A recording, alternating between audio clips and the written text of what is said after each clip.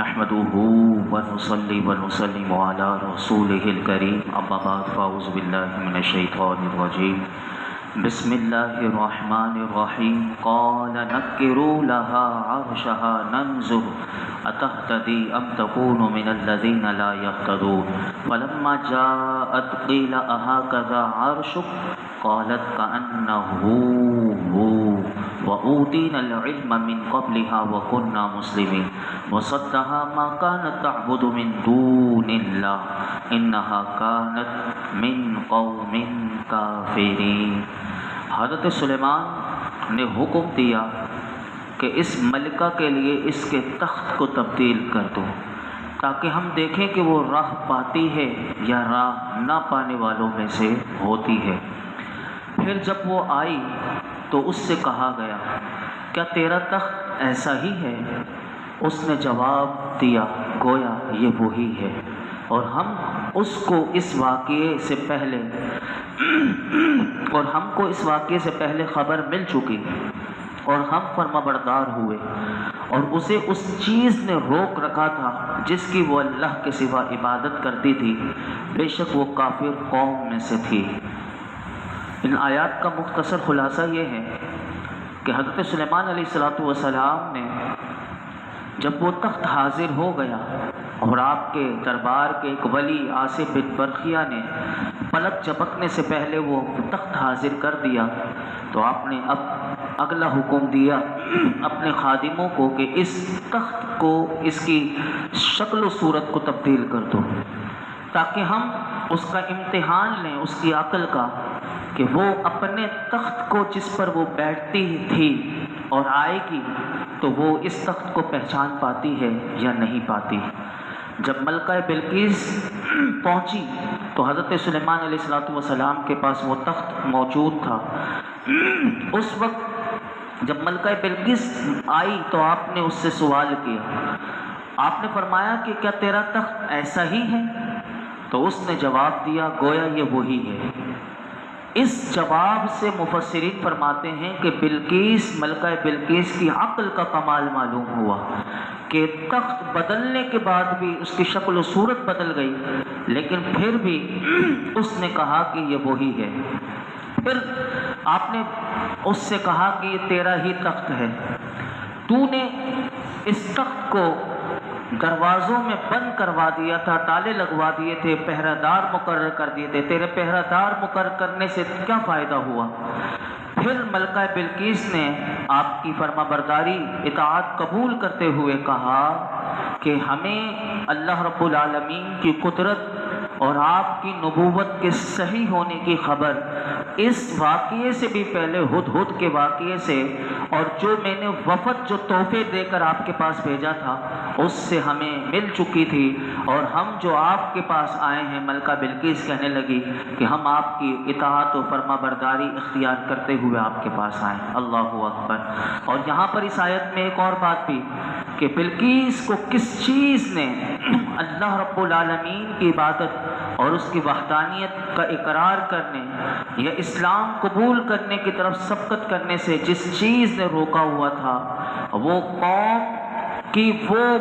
سورج کی پوجا کرنا، کیونکہ وہ اسی قوم میں پیدا ہوئی تھی اور اس نے قوم کو شروع سے یہی کرتے ہوئے دیکھا تھا، کیونکہ انسان جہاں پیدا ہوتا ہے اور جیسے ماحول میں رہتا ہے تو ویسا ہی وہ کرنے لگ جاتا ہے اور اسی کو وہ حق سمجھتا ہے۔ تو بلقیس جو تھی اس کو سورج کی پوجا جو اس نے دیکھا تھا اپنی قوم کو، تو اسی وجہ سے اسے اللہ کی وحدانیت کا اقرار کرنے اور اسلام قبول کرنے کی طرف سبقت کرنے کی وجہ بتائی گئی کہ وہ سورج کی پوجا نے جو کرنے والے لوگ تھے اور اسی سورج کی پوجا نے اسے روک رکھا تھا، اور بلقیس کا تعلق جو تھا وہ اسی قوم سے تھا کہ جو سورج کی پجاری تھی اور وہ اسی میں پلی بڑھی تھی، اسی لیے اسے اللہ کی عبادت تو کرنا نہ آیا، اسے سورج کی عبادت کرنا آیا، تو اسی لیے وہ سورج کو معبود سمجھتی تھی اور وہ سورج کی عبادت کرتی تھی۔ یہی بات یہاں پر اسے پتہ چلی، اور اس سے یہ اللہ رب العالمین کا بھی اسے تعارف۔ اب اگلی آیت میں آپ نے اسے اسلام کا پیغام دیا، سنیے۔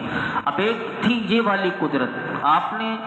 یہ معجزہ بھی تھا اور اللہ کی قدرت بھی تھی کہ اس کو اس کا تخت کتنی جلدی اس کے سامنے دکھا دیا، اس کی شکل و صورت تبدیل کر کے اپنا معجزہ بھی دکھا دیا اور اللہ کی قدرت بھی دکھا دی۔ اب آپ نے اسے ایک اور اللہ کی قدرت دکھائی اور پھر اسے اسلام کی دعوت دی۔ یہ دیکھیے، یہ ہوتا ہے نبی کا معجزہ دکھانا۔ اب دیکھیے اگلا معجزہ کیا دکھایا، وہی بات قرآن بتاتا ہے۔ قیل لها ادخل الصرح فلما رأته حسبته لجة وكشفت عن ساقيها قال إنه صرح ممرد من قوارير قالت رب إني ظلمت نفسي وأسلمت مع سليمان لله رب العالمين۔ اس سے کہا گیا صحن میں داخل ہو جاؤ۔ تو جب اس نے صحن کو دیکھا تو اسے گہرا پانی سمجھی اور اپنی پنڈلیوں سے اس نے کپڑا اٹھا دیا۔ سلیمان نے فرمایا یہ تو شیشوں سے جڑاؤ کیا ہوا ایک ملائم صحن ہے۔ اس نے عرض کی اے میرے رب،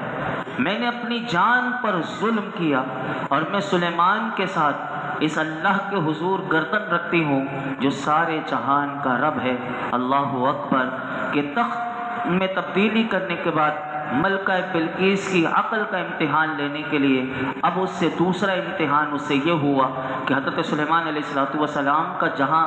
تخت بچھا ہوا تھا وہ ایک صحن میں تھا۔ آپ نے کہا کہ اس صحن میں آ جاؤ، اور وہ صحن کتنا خوبصورت بنا ہوا تھا، اللہ اکبر۔ اس سے آپ اندازہ لگائیں کہ کیا آرکیٹیکچر بھی آج کے کیا بنائیں گے۔ اس وقت حضرت سلیمان علیہ السلام نے جو فرش بنوایا تھا وہ صحن وہ اتنا شفاف شیشے کا بنوایا ہوا تھا کہ اس کے نیچے پانی بھی تھا اور اس میں مچھلیاں تیر رہی تھیں، اور اس صحن کے وسط میں یعنی بیچ میں درمیان میں حضرت سلیمان علیہ السلام کا تخت تھا۔ تو آپ نے اس تخت پر جب آپ اب جلوہ افروز ہوئے تو آپ نے اس بلقیس کو اس صحن کی طرف بلایا، تو وہ جب صحن میں آئی تو وہ اس صحن میں جب داخل ہونے لگی تو وہ یہ سمجھی کہ وہ گویا کہ گہرا پانی ہے، تو اس نے اپنی پنڈلیوں سے کپڑا اونچا کر لیا تاکہ صحن میں جب وہ چلے گی تو اس کے کپڑے گیلے نہ ہو جائیں۔ تو جب وہ پانی میں چل کر حضرت سلیمان علیہ السلام کی خدمت میں حاضر ہو سکے، لیکن جیسے ہی اس نے اپنے پنڈلیوں سے کپڑا اوپر کیا تو حضرت سلیمان علیہ السلام نے فوراً ملکہ بلقیس کو کہا یہ پانی نہیں ہے بلکہ یہ تو شیشوں سے جڑا ہوا ایک ملائم صحن ہے۔ یہ سن کر بلقیس نے اپنی پنڈلیاں فوراً چھپا لی، اور یہ عجوبہ دیکھ کر اسے بہت تعجب ہوا اور اس نے یقین کر لیا کہ یہ حضرت سلیمان علیہ السلام کو جو ملک ہے اور حکومت ہے وہ اللہ کی طرف سے ہے، یعنی یہ اللہ نے آپ کو عطا فرمائی ہے۔ اور ان عجائبات سے دیکھ کر ملکہ بلقیس نے فوراً کلمہ توحید پڑھا اور حضرت سلیمان علیہ السلام کی نبوت کو اس نے مان لیا، اور اسی معجزے سے اس نے آپ کی نبوت پر استدلال بھی کیا۔ حضرت سلیمان علیہ السلام نے جب اسے اسلام کی دعوت دی تو فوراً اس نے اللہ کی بارگاہ میں کیا دعا کی۔ اب یہ دیکھیے کہ یہ ہوتا ہے کہ جب بندہ رجوع کرے تو کیسے اپنی گردن کو جھکار دیتا ہے۔ تو اس ملکہ بلقیس نے اللہ کی بارگاہ میں کہا اے میرے رب، میں نے تیری عبادت کے بجائے سورج کی عبادت کر کے اپنی جان پر ظلم کیا۔ اب میں حضرت سلیمان علیہ السلام کے ساتھ یعنی میں توبہ جو کر رہی ہوں، میرے مولا مجھے پتا ہے کہ میں نے اپنی جان پر بڑا ظلم کیا، مجھے نہیں پتا کہ اگر میں توبہ کروں تو یہ قبول ہوتی نہیں قبول ہوتی، لیکن میں تیرے بندے، تیرے چنے ہوئے بندے حضرت سلیمان علیہ السلام کا ساتھ جو ہے ان کے حضور میں تیرے بارگاہ میں اپنی گردن رکھتی ہوں، اور کہا کہ جو سارے جہان کا رب ہے۔ چنانچہ ملکہ بلقیس نے اخلاص کے ساتھ اللہ رب العالمین کی وحدانیت کا اقرار کر کے اسلام قبول کیا اور صرف اللہ رب العالمین کی عبادت کرنے کو اختیار کیا۔ مفسرین نے ایک اور بات بھی لکھی کہ یہ جو دونوں امتحان تھے یہ آپ سے نکاح کرنے کے لیے بھی تھا، اور پھر ملکہ بلقیس سے حضرت سلیمان علیہ السلام نے نکاح بھی فرمایا اور ان سے ان کی اولاد بھی ہوئی۔ تو یہ سارا امتحان آپ اس لیے بھی لے رہے تھے، اور یہ ہمارے لیے بھی سبق ہے کہ جب کسی سے نکاح کرنا ہو تو اس کی عقل کا امتحان لینا لینا چاہیے۔ ہمارے یہاں امتحان جب ہوتا ہے کہ جب شادی ہو جاتی ہے تو پھر بندہ اب اس کو ٹیسٹ کرنا شروع کرتا ہے، اس کا امتحان لیتا ہے، اور امتحان لینے میں طلاق ہو جاتی ہے، پھر وہ سر پکڑ کے بیٹھ جاتا ہے، میں تو اسے چیک کر رہا تھا لیکن میرا تو گھر بھی ٹوٹ گیا۔ ایسا واقعہ میرے پاس بھی ایک آیا تھا بندہ کہ میں اسے چیک کرنا چاہتا تھا لیکن میں نے غصے میں طلاق ہی دے دی، اب کیا پچھتاوا، کیونکہ یہی بڑا نقصان ہوتا ہے۔ چیک کرنا تھا تو آپ نے، جب یہ منگنی جو ہوتا ہے رشتہ ہوتا ہے، لیکن لوگ کچھ اور ہی چیک کرتے ہیں۔ اللہ رب العالمین ہماری قوم کے لوگوں کو عقل سلیم عطا فرمائے۔ اسی طرح اس آیت میں آخری بات جو میں آپ کے سامنے رکھنا چاہتا ہوں وہ یہ ہے، آیت میں جو واقعہ بیان کیا گیا اس سے یہ سمجھانا بھی مقصود ہو سکتا ہے، مفسرین فرماتے ہیں کہ اشیاء جیسے نظر آئیں حقیقت میں ویسا ہونا ضروری نہیں۔ سورج کی پوجا ملکہ بلقیس ہمیشہ سے وہ درست سمجھتی آ رہی تھی، حقیقت میں وہ درست نہیں تھی بلکہ مکمل طور پر خلاف حقیقت اور خلاف حق تھی۔ ایسے ہی آج ہمارے بعض لوگ گمراہ فرقے والے لوگ جو ہوتے ہیں وہ حقیقت کو دیکھنا بھی نہیں چاہتے اور حقیقت کو سمجھنا بھی نہیں چاہتے، تو اسی لیے وہ آنکھیں بند کر کے انہی کے پیچھے چل رہے ہوتے ہیں کہ جب وہ حقیقت کو جب ان کے سامنے رکھا جاتا ہے، کیونکہ اگر وہ تعصب کی پٹی کو ہٹا کر اگر حقیقت کو سمجھیں گے تو یقیناً انہیں حقیقت سمجھ میں آئے گی اور انہیں سمجھ میں آ جائے گا کہ کیا حقیقت ہے اور کیا غلط ہے۔ تو یہی بات اس واقعے میں بہت کچھ سیکھنے کو ہے اگر بندہ غور کرے۔ آگے اللہ رب العالمین نے آخری رکوع ہے اور آخری صفحہ ہے، لیکن ہمارا وقت مکمل ہو گیا اور انشاءاللہ 19ویں پارے کا اختتام جو ہے وہ چوتھی عید سے یہ جو ہمارا درس شروع ہوگا، یہ 3 دن انشاءاللہ درس نہیں ہوگا اور چوتھی عید سے دوبارہ انشاءاللہ باقاعدہ درس شروع ہوگا۔ اللہ رب العالمین ہم سب کو قرآن حکیم کا نور اور اس کا فیضان عطا فرمائے۔ الحمدللہ رب العالمین والصلاة والسلام علی سید الانبیاء والمرسلین وعلی آلہ واصحابہ اجمعین۔ یا رب العالمین یا ارحم الراحمین، جو کچھ ہم نے سنا اس میں کوئی غلطی کوتاہی ہو معاف فرما، اپنی بارگاہ میں قبول فرما۔ اے رب کریم، آج کی عظمت والی رات ہے، اے اللہ آج کا دن عرفہ کا دن اور آج کی رات مولا کریم وہ عظمت والی رات ہے کہ مولا کریم جس میں دعا مانگنا، جس میں مولا کریم کوئی دعا رد نہ ہوتی ہو، اے اللہ آج کی وہ مبارک رات ہے اور کل کی وہ مبارک صبح مولا کریم ہمیں دیکھنا نصیب فرما اور آج کی مبارک رات عبادت کرنے کی توفیق عطا فرما۔ رب کریم ہم سب کو بہترین انداز میں قرآن حکیم کو سیکھنے سکھانے سمجھنے سمجھانے کی توفیق عطا فرما۔ فہم قرآن کی دولت سے ہمیں نواز دے، فہم حدیث کی دولت سے نواز دے، علم نافع عطا فرما، علم نافع عطا فرما، علم نافع عطا فرما، یقین کامل عطا فرما، اخلاص کی دولت دے دے، اپنی بندگی کا ذوق و شوق دے دے، اے اللہ ہمیں سجدوں کی لذتیں دے دے، ایمان کامل عطا کر دے، اپنی دائمی رضا کی دولت دے دے، بے حساب جنت میں داخلہ نصیب کر دے، اے اللہ ہمیں جہنم سے پناہ عطا کر دے، ہمارے ماں باپ کو جہنم سے پناہ دے دے، اے اللہ ہمارے ماں باپ کو جنت عطا فرما دے، ہمارے ماں باپ کے گناہوں کو معاف فرما، ہمارے گناہوں کو معاف فرما، حضور کی امت کے گناہوں کو معاف فرما، حضور کی امت کی خیر فرما۔ یا اللہ ہم سب کو دین و دنیا کی خیر عافیتیں، بھلائیاں، سلامتیاں، عزتیں، نعمتیں، راحتیں، صحت، سکون اور مولا کریم اپنی عبادت والی